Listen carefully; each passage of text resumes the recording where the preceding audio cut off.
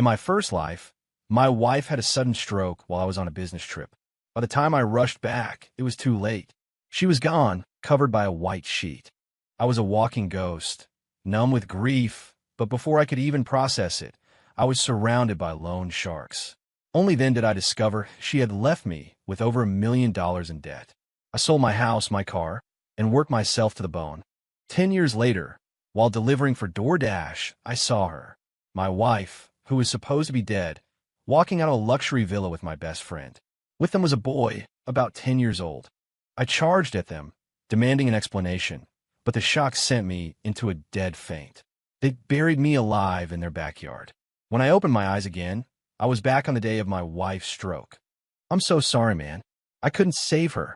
Leo Vance, my best friend, met me at the hospital entrance, his face a mask of sorrow. The familiar scene sent a wave of dizziness over me. We dated for 3 years and been married for 5. I loved Chloe with everything I had. The news of her death had hollowed me out, shattering my soul. I never imagined it was all a lie. She had callously faked her own death, saddling me with a mountain of debt, only to run off and start a family with my best friend. To pay off the debts she'd left behind, I sold everything. I worked my 9 to 5, then delivered food all night. I slept in public restrooms and ate the cheapest ramen packets I could find. The only thing that kept me going was the thought of settling her debts, of giving her some final peace. Then, a decade later, I found her by chance in front of a mansion in a gated community. She was holding Leo's arm, looking happier than I'd ever seen her. I ran at them like a madman, screaming for an explanation. She just looked down on me, her voice dripping with contempt. I've always loved Leo. I only ever wanted to have his children. Thanks for all your hard work, though. The 3 of us have had a wonderful life because of it. The air left my lungs. My vision went black, and I collapsed. Fearing their secret would get out, that perfect couple dragged my unconscious body into their manicured yard and buried me. Lau, my best friend. Anything good that ever happened to me, I shared with him. Not only did he take my wife, he took my life. I had given them my trust, and they gave me a shallow grave. Now, in this new life, the people who betrayed me are going to hell. Ethan, you okay, man? Leo, the head of the ER, was waving a hand in front of my face. Seeing that same fake, pitying expression, I couldn't contain the inferno of rage inside me. I put everything I had into it. The crack of my palm against his cheek echoed in the sterile hallway. Bullshit. How could she be dead? The slap stunned Leo. He just stood there, frozen. I grabbed the collar of his scrubs. She's not dead, is she? Tell me she's not dead. My face was contorted with rage, and he started stammering, his composure cracking. Ethan. Man, let me explain. The idiot. He actually thought I knew the truth and was about to confess everything. I cut him off before he could blow his own cover, sinking to the floor and clutching my head, my body racked with sobs. She's so young. How could this happen? We were supposed to have a candlelight dinner when I got back. My wails were raw and helpless, drawing sympathetic glances from passersby. Leo visibly relaxed, realizing I was just a grieving husband, unable to accept the sudden tragedy. He knelt, ignoring the stinging red mark on his face. Ethan, you have to be strong. Don't do this to yourself. That's more like it, I thought. I didn't get a second chance, just to have them confess in the first 5 minutes. The suffering I endured? I was going to return it to them, with interest. I wiped away non-existent tears and grabbed his shoulders, my knuckles white. My friend, my best friend, take me to see her. Last time, my business trip was on the other side of the country. It took me a full day to get back after they called. By the time I arrived, Chloe was already an urn of ashes. I was such a fool. It never occurred to me that it was all an elaborate scam. This time, I had a premonition and caught an earlier flight, getting to the hospital just 30 minutes after the call. In a private room, I saw her, lying under a white sheet. Her cheeks were flushed. She looked nothing like a corpse. Leo handed me a bottle of water. Here, Ethan, drink something. The scene was identical. I remembered it instantly.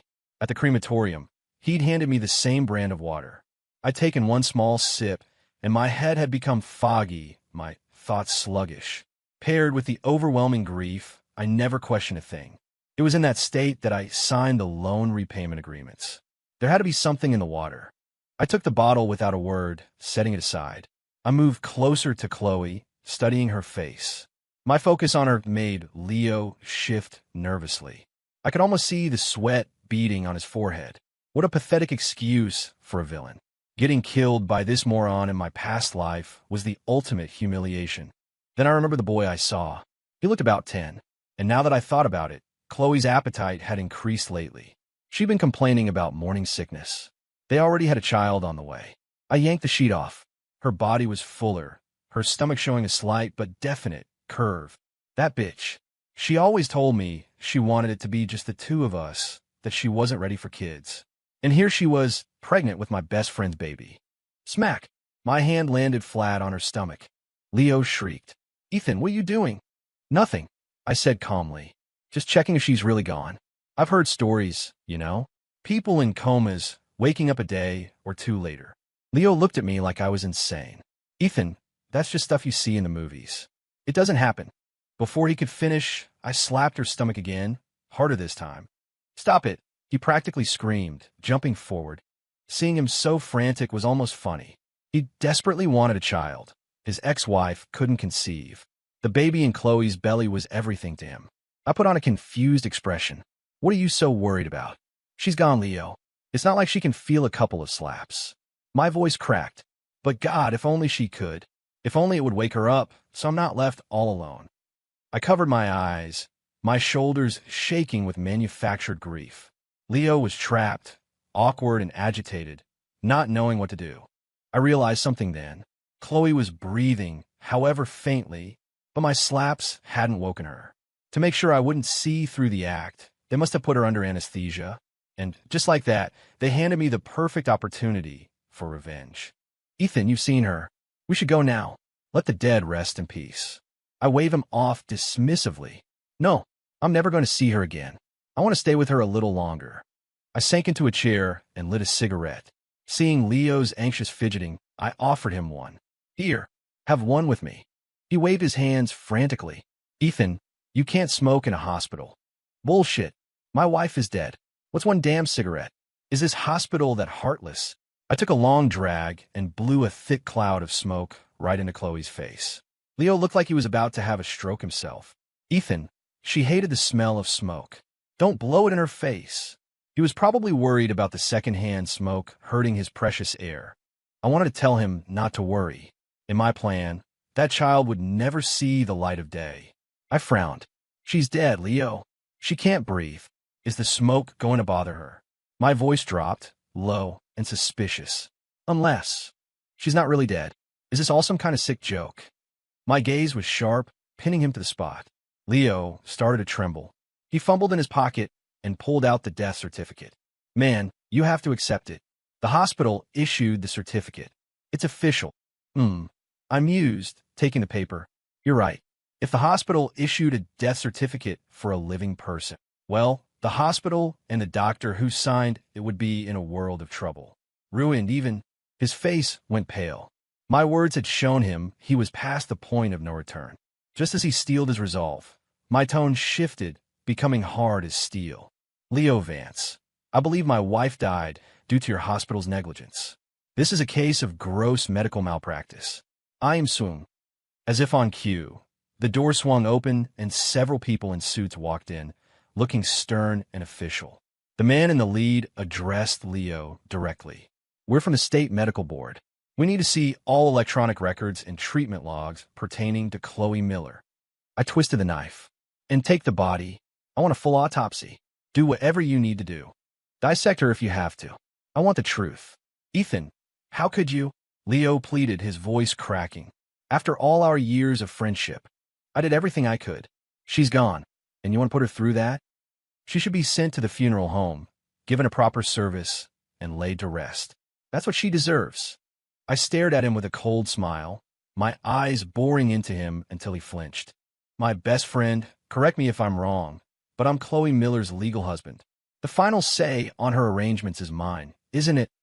You're overstepping, Leo. Anyone watching would think you were her husband. He was completely blindsided, stammering, utterly lost. And right on cue, a shrill voice cut through the tension from the hallway. I like to see anyone try and touch my daughter. My mother-in-law, with her perpetually sour expression, stormed into the room. Leo let out a breath he'd been holding, relief washing over his face. I'd seen him sneak a text a few minutes earlier. I was counting on it. How could the show go on without her? After all, the medical board officials were just actors I'd hired. I would never let a real me get near Chloe. That would expose their whole lie, and Chloe would miraculously come back to life. I wasn't about to let them off that easy. Smack! Before I could say a word, she slapped me across the face. You heartless bastard. Your own wife is dead, and you want to have her cut into pieces? Are you even human? This woman had never, not once, been kind to me. But in my past life, because I loved Chloe so much, I took it all. I was respectful, obedient, and treated her like my own mother. But now I knew. This whole family had conspired with my best friend to cuckold me, bleed me dry, and treat me like a workhorse. The time for patience was over. You bitch! I slapped her back, so hard she staggered and spun halfway around. Ethan, are you crazy? That's Chloe's mother. Leo yelled. She's not your mother, so shut the hell up. I snapped, then turned my fury back on her. I used to put up with you for Chloe's sake, you old hag. Now that she's gone, you think you can still walk all over me. Besides, I added, my voice rising with indignation, I was out of town. You were supposed to be looking after her. If you'd just gotten her to the hospital sooner, would she be dead? And with that, I put my head in my hands and started to cry again. The old woman, ready to unleash a torrent of abuse, paused. She realized I was unstable and switched tactics. Okay, she said, her tone softening into a syrupy coo. Chloe is gone. We're all upset. It's a difficult time for our family. Family. I glanced at her perfectly applied makeup. She wasn't upset. She was probably already dreaming about the life she'd lead with her share of my money. Ethan, she said, now rubbing my arm. I'm sorry. I wasn't thinking about your feelings. But you have to understand a mother's heart. Chloe is my flesh and blood. How can I bear the thought of a scalpel touching her? Tears started to well in her eyes. She can't feel the pain anymore, I know. But every cut on her body would be a cut on my heart. It hurts so much, baby. Her performance was Oscar-worthy. But I could play that game, too. I grabbed her hand, our tears mingling. Mom, don't say that. I love her so much. Don't you think I'm in pain, too? She patted my shoulder. Good boy. Listen to me. The doctors here did everything they could. Let's get her to the funeral home. Let her find peace. I nodded vigorously, finally agreeing to her request. Peace. I thought. She's never going to know peace again. Soon, the transport van from the funeral home pulled up. Leo's expression finally eased. Once Chloe was at the crematorium, their plan was basically a success. Even if I got suspicious later, there'd be no proof. I knew her father worked at the city crematorium. Swapping out a body would be child's play for him. I refused Leo's offer to come along and instead helped my mother-in-law into the van. Once we were moving, I handed her the bottle of water Leo had given me. Mom, you must be thirsty. Have some water. With the finish line in sight, she had no reason to be suspicious. And after her dramatic performance, her throat was probably raw. You're a good boy, Ethan, she said, taking the bottle and gulping it down. Not 2 minutes later, her eyelids began to droop. You're exhausted, Mom. Just lean back and rest. I'll wake you up when we get there. She mumbled an agreement and slumped against the seat. As her consciousness faded, I leaned in and spoke in a sincere, comforting tone. I'll take care of you from now on. Chloe's gone, but you'll always be my mom. Slurring her words, she kept repeating, good boy.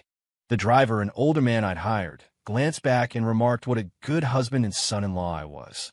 He didn't hear my last, crucial sentence, whispered just for her.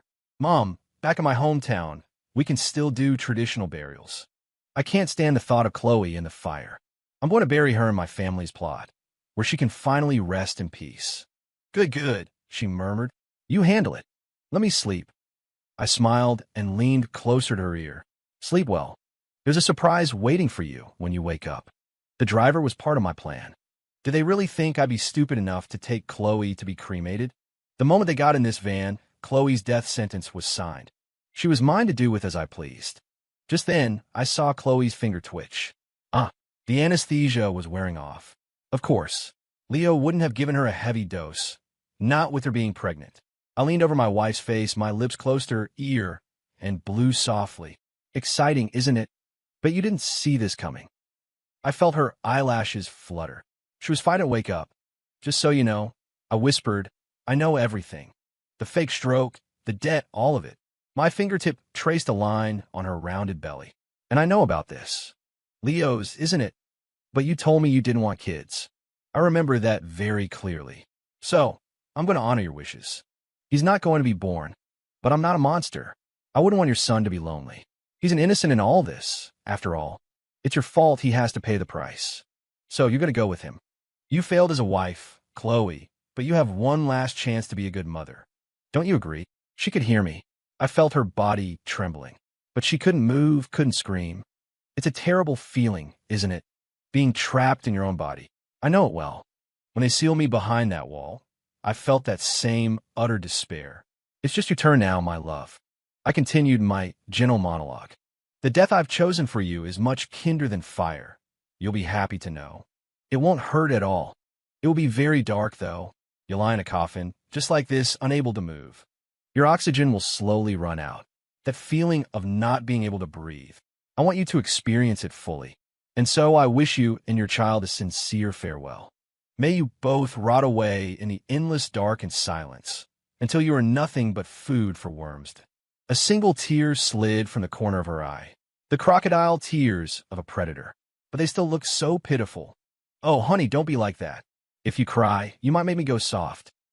I picked up the half-finished bottle of drugged water and poured the rest of it into her mouth. There, that's better. You just sleep a little longer. When you wake up, you can sleep forever. With that done, I leaned back and closed my eyes. My family's old house was in a rural town just outside the city. It wasn't too far, maybe a 3 or 4 hour drive. After a while, my phone started ringing. The caller ID showed Chloe's father. By now, they should have arrived at the crematorium. When we didn't show, he was panicking. I let it ring.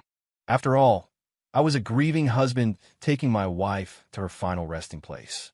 It was perfectly reasonable that I'd be too exhausted and distraught to notice my phone. He called 3 times, then started calling my mother-in-law. She, of course, was drooling in her drugged sleep. Next, Leo's name lit up the screen again and again. I could picture their frantic panic. It was delicious. Finally, when we were about 30 minutes from my family's property, I answered. Ethan, where are you? Why haven't you been answering your phone? Her father demanded. I'm sorry, Dad. I was so tired. I must have fallen asleep. We're almost at my old family home. What are you doing taking my daughter there? You were supposed to come to the crematorium. Oh, I changed my mind. You know, Chloe was always afraid of pain. I couldn't bear the thought of fire. This way, I can bury her next to my ancestors. She'll be at peace. You bastard. Who gave you the right to make that decision? I don't approve. But Mom already approved, Dad. I thought you'd both support it. Bullshit. Put your mother on the phone. Before I could answer, Leo's voice cut in. Ethan, her mom would never agree to that. Come back right now. I stretched lazily. Sorry, guys. Mom's completely exhausted. She's sound asleep. I can't wake her. Ethan, what did you do to her? Don't do anything illegal. Leo warned. Illegal? Leo, you sound crazy. What's illegal about it? All I did was give her a drink of the same water you gave me. Did you poison it or something? Silence on the other end. Her father spoke again, his voice tight with panic. You wait right there. We're coming now. And I'm telling you again, I do not consent. Do not bury her. Okay, Dad, but you'd better hurry. If you drive fast, you might just make it for the service. I hung up. Sir, can you step on it? I said to the driver. My in-laws are having a disagreement. My father-in-law wants a cremation, but my mother-in-law is already heartbroken. I don't want them to fight. The driver flicked his cigarette, but out the window. You got it. Hold on tight. When we arrived at the old house, the town council members and the people from the local funeral home were already waiting. The mournful sound of a lone trumpet began to play as the procession made its way into the woods. I spared no expense for my wife, ordering a high-quality, airtight coffin. Half an hour later, the service was over. The heavy casket containing Chloe was lowered deep into the earth. The last rays of the evening sun filtered through the leaves, creating a peaceful atmosphere. It was a beautiful spot, a fine place to spend eternity. It's a shame, my dear Chloe, that you won't be resting here for very long. I have no intention of letting you pollute my family's land. Everything went smoothly, except for one small detail. A few people thought they heard a faint thumping sound, but it was so quiet, and they couldn't tell where it was coming from. As dusk settled, the pallbearers, the council members, the funeral staff, and the curious onlookers all began to disperse. Only I remained. They assumed I was overcome with grief, wanting a final moment alone with my wife. No one disturbed me. I pressed my ear to the freshly turned soil. Faintly, I could hear a muffled, desperate screaming. Knowing she was finally awake was all the satisfaction I needed. Back at the house, my mother-in-law was just starting to stir on the sofa. She rubbed her temples. "Ethan, where are we? How long was I asleep?" I gave her a placid smile. "You were sleeping so soundly, Mom. I didn't have a heart to wake you. You missed it." She shook her head, still groggy. "Miss what? What were we doing?" "You've forgotten already. I told you there'd be a surprise when you woke up." "A surprise?" "That's right. Chloe's funeral is all taken care of. She's buried good and deep. Finally at peace." "Oh, okay, that's goo." Her eyes snapped wide open. "You said what?" "I said Chloe, your daughter, is buried. 6 feet under. Resting peacefully." The fog finally cleared from her mind. "You goddamn monster. You bury my daughter? Who told you that you could do that? Where is she?" I shoved her away as she lunged at me. "You're a real comedian, Mom. You're the one who agreed to the burial. The driver can testify to that. You're insane. Tell me where you buried her. You'll kill her." A wicked grin spread across my face. She did this to herself. With that, I grabbed 2 bottles of whiskey from the kitchen and sprinted up the stairs, all the way to the 3rd-floor attic that led to the roof. She chased after me, but she was no match for my speed. I slipped out onto the roof, locked the door behind me, and sat on the edge, twisting the cap off a bottle. She pounded on the door, her screams muffled. Tell me where my daughter is. She's going to die in there." I heard her, but pretended I didn't, and took a long swig of whiskey. Soon, neighbors gathered below, drawn by the commotion. Seeing me on the edge of the roof, face streaked with tears, bottle in hand, they assumed the obvious. Several of them pulled out their phones to call 911. They had no idea how much I was enjoying this performance. In my last life, I toiled day and night and never knew a moment's peace. I endured a life of hardship only to die without justice. My beloved wife and my best friend betrayed me in the worst way imaginable. And even then, they wouldn't let me live. So be it. This time, I would show no mercy. With Chloe suffocating in the cold earth, half my revenge was complete. Now, I just had to wait for Leo to walk into the trap. Sure enough, not 10 minutes later, a car screeched to a halt below. Leo and my father-in-law scrambled out. My mother-in-law collapsed into her husband's arms, sobbing. He'd buried her. That monster buried our daughter. Leo heard this, and his legs nearly gave out. I looked down on him from my perch and took another celebratory drink. "You animal," my father-in-law screamed. "Tell me where she is. We have to dig her up. She might still be alive." "Dad, you have to accept it." I slurred, playing the part of a devastated, drunk husband. "Chloe's gone. Just let her rest in peace." Leo dropped to his knees on the pavement. "Ethan, brother, I'll tell you the truth. She wasn't dead. It was a trick to get away from the debt. You buried her alive. Please, I'm begging you. Tell us where she is before it's too late." I scoffed and ignored him, taking another drink. Seeing him like this, so broken and desperate, was pure bliss. My father-in-law was losing his mind. "You son of a bitch, get down from there. If my daughter dies, you're a murderer." "I know you're just trying to trick me," I mumbled, pretending to be paranoid. "You're trying to get me off the roof. I'm not falling for it." They were frantic, pleading and screaming. Finally, the flashing lights of police cars illuminated the scene. They ran to the officers like they were saviors, begging them to help. I checked my watch. Enough time had passed. She was gone. I let them lead me away. Chloe Miller was unearthed a full hour after her burial. I'll admit, as they pried open the coffin lid, I felt a flicker of anxiety. I was terrified she might have survived. But then I saw her. Her eyes were bulging, her mouth locked in a silent scream. I breathed a sigh of relief. A collective gasp went through the crowd of onlookers. My God, she suffocated. So that's what that knocking sound was. Chilling. Her death had been brutal. All 10 of her fingernails were torn and bloody from clawing at the wood. My mother-in-law let out an animalistic wail and threw herself onto the coffin. Not to be outdone, I rushed forward, my face a perfect mask of shock and horror. How can this be? I muttered over and over. Ow! The police, realizing the gravity of the situation, moved to secure all of us. Leo stared blankly at Chloe's body, while my father-in-law clutched his chest, gasping for air before collapsing to the ground. Looks like the stroke Chloe was supposed to have found a new victim. The stage was all mine now. My love, my poor, sweet wife. I howled. To die twice in one day. The cruelty of it. Tears streaming down my face, I lunged toward Leo, only to be restrained by an officer. Leo Vance. I screamed, straining against his grip. You told me she was dead. You gave me a death certificate. What is this?